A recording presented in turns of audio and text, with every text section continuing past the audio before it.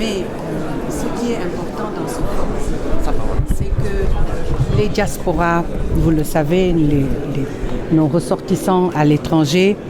paient le prix le plus fort de ces transferts qui augmentent de jour en jour, on l'a dit tout à l'heure. Malgré la crise sanitaire internationale que nous avons connue en 2020, ces transferts n'ont pas baissé. Et pourtant,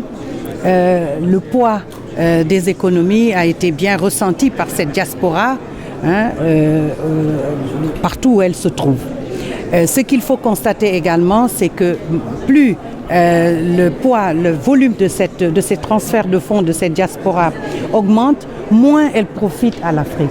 Il est donc vraiment de manière pertinente aujourd'hui d'aller vers des solutions, comme on l'a dit tout à l'heure, pragmatiques, qui vont nous permettre de réfléchir de manière concertée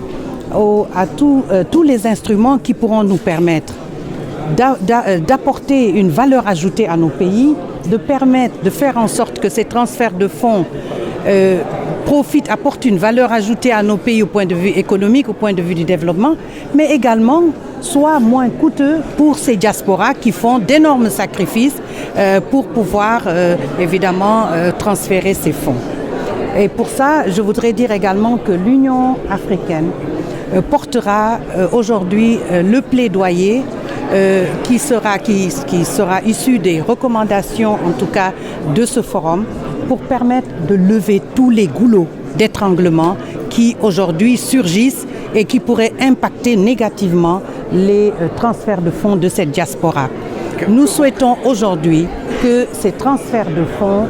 profitent à l'Afrique et que faire de cette diaspora également des vecteurs de développement de nos pays en développement.